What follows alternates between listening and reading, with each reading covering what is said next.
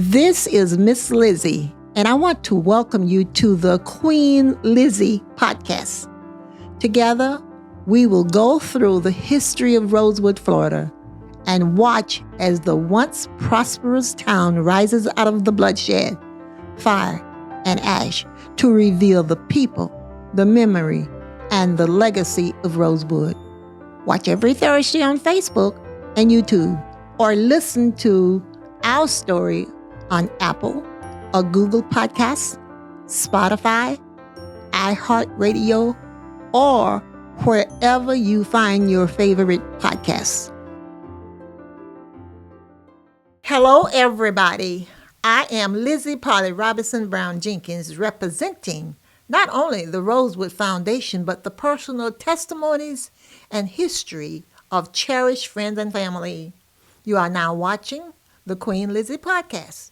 Today, we are talking about my aunt, Mahulda Gussie Brown Carrier.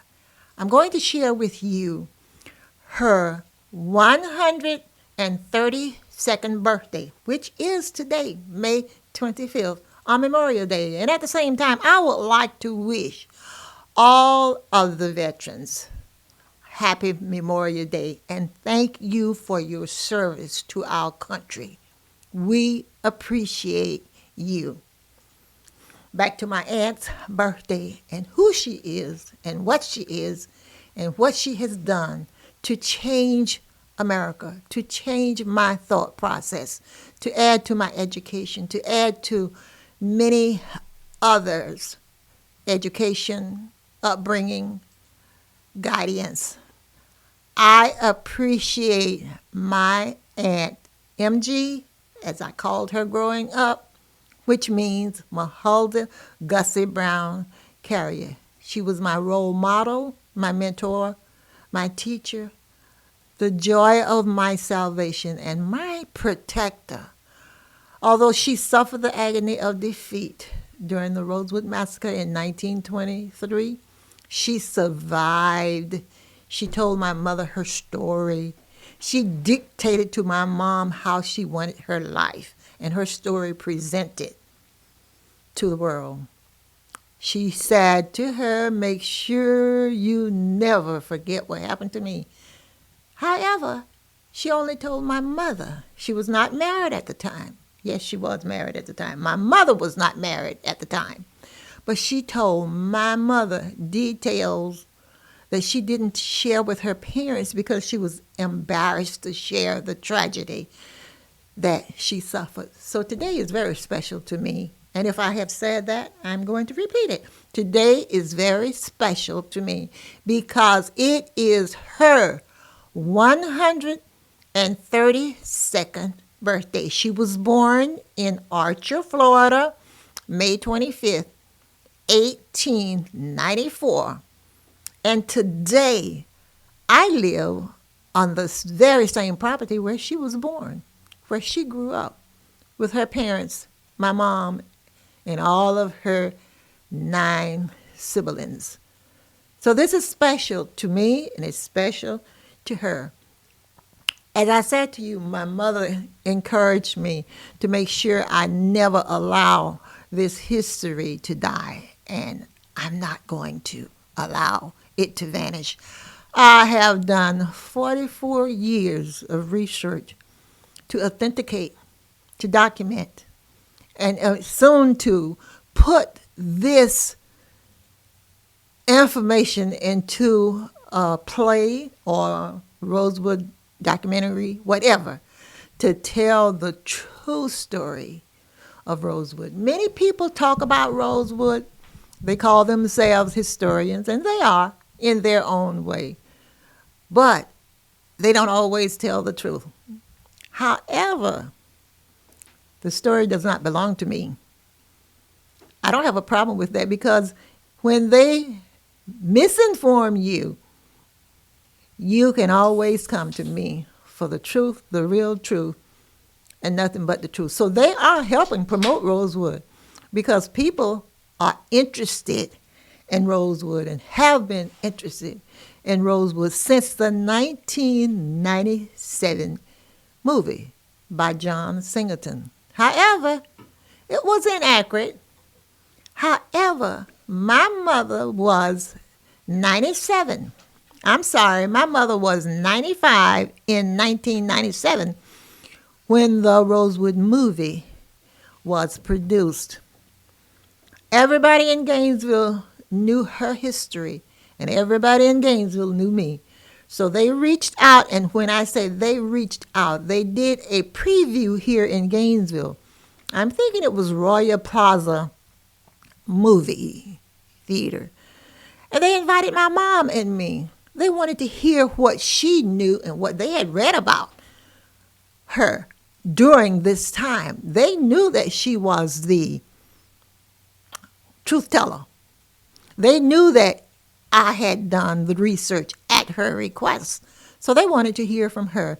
So she was invited to Royal Palm Theater to witness the movie, and they invited her to bring all of her family members and all of the Rosewood descendants in the area. And we all went full force. Okay, and we saw the movie. And it was very entertaining. Thank you, John Singleton. However, when the movie was over, they asked my mom, because she was my expert, and she still is today, they asked her, Mrs. Robinson, on a scale of 1 to 7, how do you rate the Rosewood movie? She said, oh, I give it a 7. But she followed up with the two most important things in that movie, that happened in that movie. It informed people that there was a movie. It informed people that there was an incident in Rosewood in 1923 that wiped Rosewood off the map because a white lady lied on my uncle, black man, that she was assaulted by him. And as I said, when they asked my mom, Mrs. Robinson, how do you rate the movie? She said, well, on a scale of 1 to 10, I give it a 7. And she followed up with a statement that said, number 1, it let people know that Rosewood happened. And number 2, it let people know that white women lie on black men. Complete silence. Okay. Where they asked my mother, who was age 20 at the time when the Rosewood massacre happened, Mrs. Robinson, you were age 20, I understand, when the Rosewood incident happened. You witnessed the 1997 movie, and we need to hear from you. What was important to you on a scale of 1 to 10? How do you rate the Rosewood movie? My mother said the most important thing, number 1, it let people know that Rosewood happened. Number 2, it let people know that white women lie on black men. And the whites that were in the movie could not believe my mother said that. And there were noise, of disbelief, she said it. And she followed up with, not only did they lie on black men back then, they are still lying on black men today. Complete silence. She had made her point to let them know what she said, she meant it, and to her, it was her truth. And so today I continue to spread the word, to tell the story, and I have done so much research to make sure we remember the legacy of Rosewood. We remember her fight when she is no longer here. We continue to keep her fight and her history alive. She was run out of Rosewood on the train, and she never went back. My mother wrote a song to tell the story about Rosewood that you will be hearing more about this month. And the song, one of the songs that she wrote, it starts like Rosewood, Florida, borders Highway 24, a destroyed town, no blacks live there anymore, where emptiness resides in the silent sacred breeze. Life there no more, only nature's moss-hung trees. Rosewood, Florida, once a growing community, linked with chains of love and family unity. Families were linked with wholesome friendship, and each link represented a special kinship. In this productive southern town of Rosewood, oh Lord, here the families bonded and they understood each other's lives in their unique neighborhood. Lordy, Lordy, Lordy, Rosewood used to be real good. And I am going to continue the research. I'm going to continue the authenticating. And as I said to you earlier, I'm going to create, design, develop a Rosewood a Rosewood documentary. Yes, we're going to build a museum. Yes, we are going to invite the public because we want and need each of you. And I will forever remember her birthday, which is today. And I will forever take the truth of Rosewood forward. Rosewood history is everybody's history. You today who are listening to me did not create Rosewood or the history of Rosewood. I did not create the history of Rosewood. But together we are going to make certain the history is protected. The children understand it. And we need the children to help us carry it forward. As I said, this is our next generation. We are looking forward to all of you being involved. You can reach me if you are interested at Lizzie, P-R-J, at AOL.com. I don't mind giving you my phone number, 352-214-6003, or the name of our foundation, the Real Rosewood Foundation.com. Be involved. We need to keep all history uncomfortable, hard, easy. It's history. We can't change it. We need to keep it alive. Okay? And I trust that my audience, my listening audience today, will help support the museum that's coming up. And please, if you're listening to my story, go to, again, rosewoodflorida.com and leave a donation to build a museum. I don't ask very often, but do that. Not for me, but for your children and for the future of our history. It's very important. Thank you very much for listening to my report. That's about time for our first half. We are going to head to a quick break, and we'll be right back after a word from our sponsors. I am Black History. I am Rosewood Black History. I am Florida and America's Black History, and you are too. January 1st, 1923, the KKK insurrectionists attacked Rosewood, killing 5, burning it down. Because a white woman lied and cried, a black man assaulted me. Rosewood redevelopment is on its way. Want to help? Visit rosewoodflorida.com.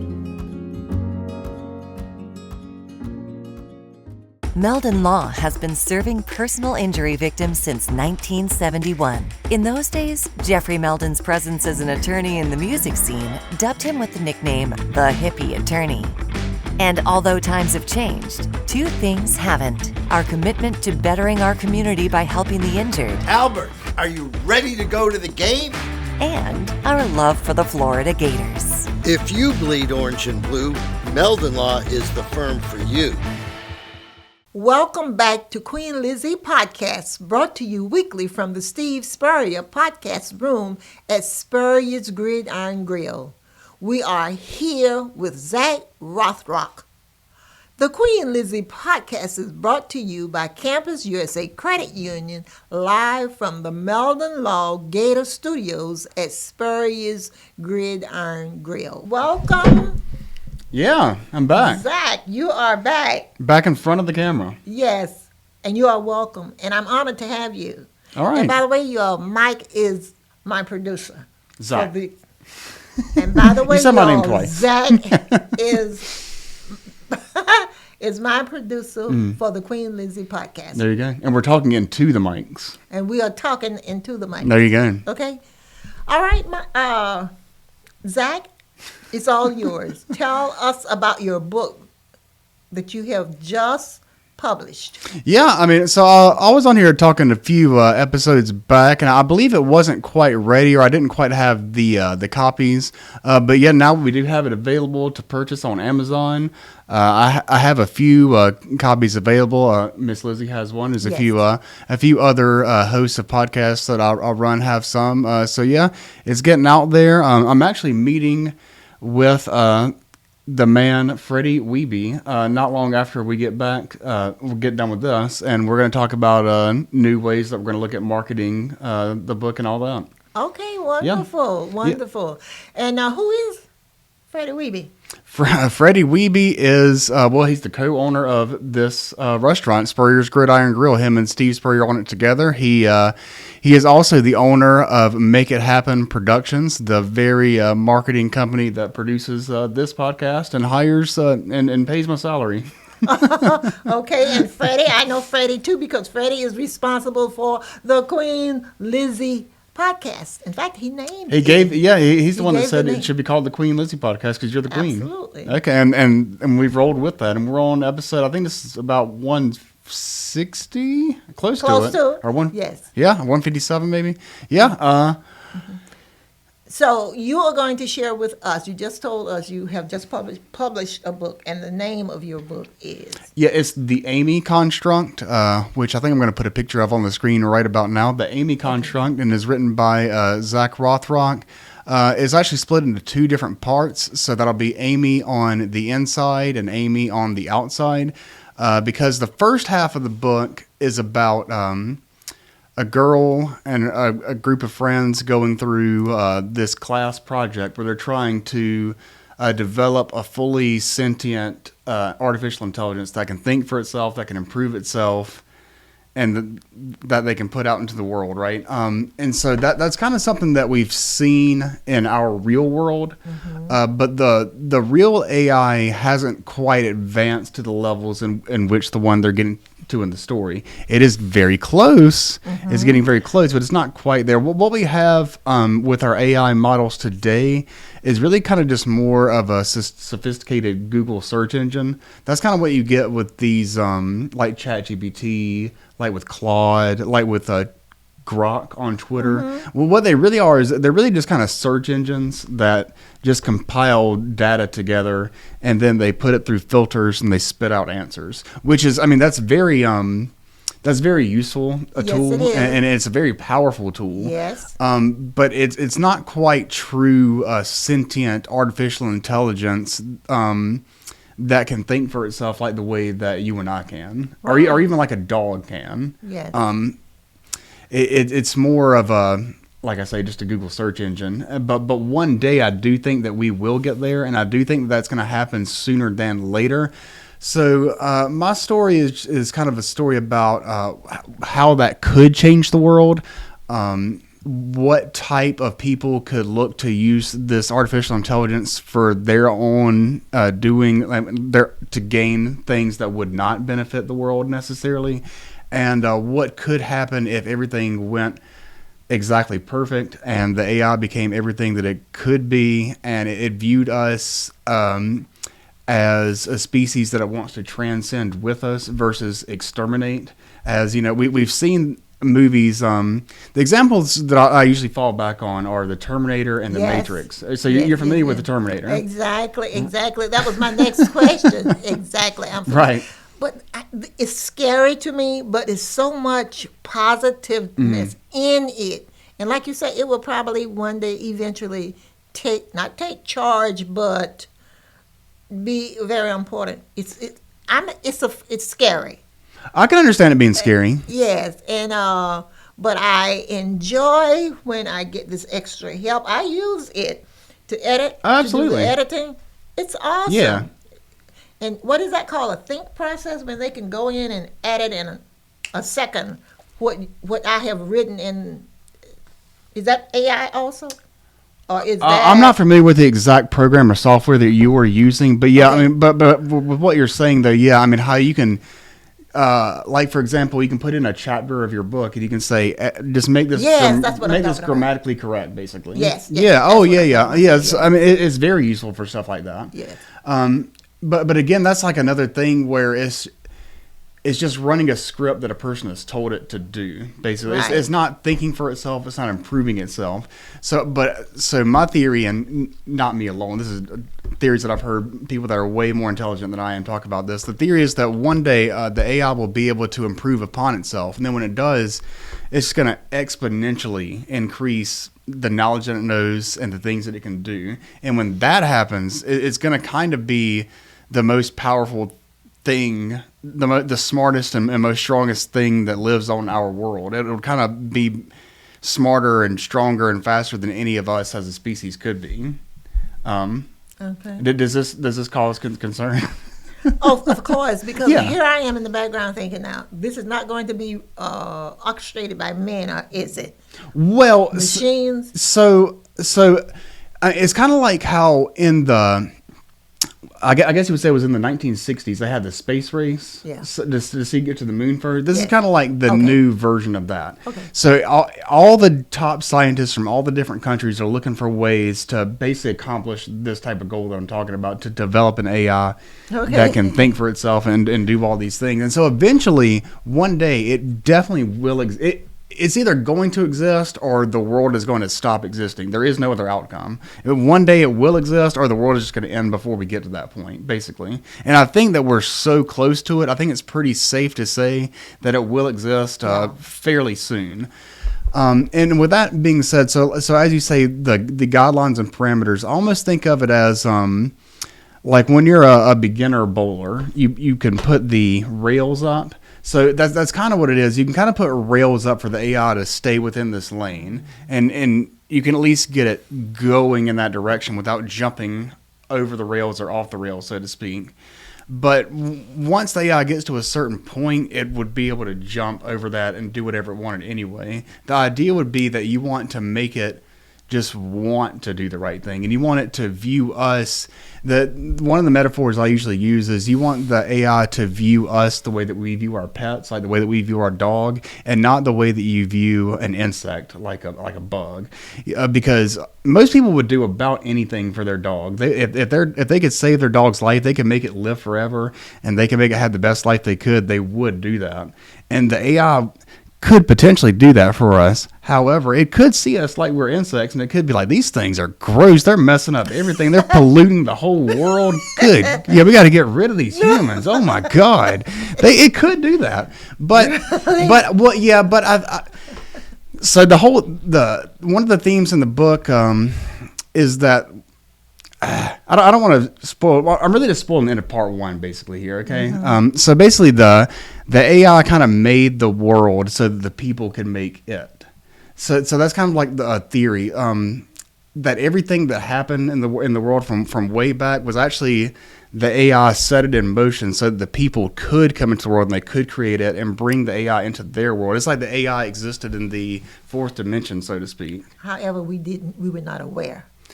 Pretty much. Okay. You wouldn't know these things, but like the AI was just kind of guiding humanity all through time to get through that point. That's kind of like a theory of something that could have happened. And with that being the case, if we were always supposed to make the AI, then the AI has to be what we're working towards, and it has to be the problem solver. Because we've got tons of problems. We don't have infinite resources. The sun isn't going to live forever and provide forever. You never know when, I don't know, a meteor might hit. Like there's so many things that could happen. But the AI could provide solutions that we just would never. It would take us millions of years to come to, just because it'll be able to calculate and problem solve so much faster. Okay. It's a book worth reading. And again, where can we get your book? Yeah, it's on Amazon.com. I'll put a link when we post the Okay. episode. Good. There actually is, because we're getting kind of low on time. There's a theme here in my book that it deals. I'm not gonna say it deals heavily with race, but there's a theme where my main character is she's a white girl, but her best friend is like a mixed race black girl, which I do understand. That's like a fairly common like trope, is to have like the best friend be a black person, which I didn't do that on purpose. It's just when I saw these characters in design, that's just the way they popped up in my head, was they would be girls. And in the first part of the book, it's kind of described that they dress the same and they kind of like have similar skin tones, because the white girl is really tanned and the mixed race girl is kind of like lighter skinned. And so it comes out in the second part of the book. Again, I'm giving away tons of spoilers here, but I got to make it sound interesting. Got to sell it, right? Sure. So in the second part of the book, it turns out the world they were living in was actually an egg, and the AI that they designed was actually the designer of the egg that always wanted them to make it. So they bring the AI into it, and the AI says, all right, you did it. You did everything. You two were actually, the two main characters, their names are Amy and Marley. Amy is the main character because it's the Amy construct. She basically says, this is the end of the simulation, and she asks if they want to come with her to the outside of the egg, like to what is called the fourth dimension. And so they go with her, and they go to this outside world. That's why part 2 is called Amy on the Outside. And the AI reveals that the egg they were in, they were actually in an egg where they were twins. So Amy and Marley, even though she was a black girl, she was a white girl, they had completely different parents within the egg. The egg was really more just like not really a dream, because it really happened and they have memories from it, but it was just the simulation of the egg. It was the simulation of their life that they experienced. And so when they get out of the egg, they realize that they're actually twin sisters, and they have kind of a very similar experience on the outside, and they stay together on the outside. Wow. Yeah. Was that what? did you not expect these type of thing? It is a science fiction book. Okay.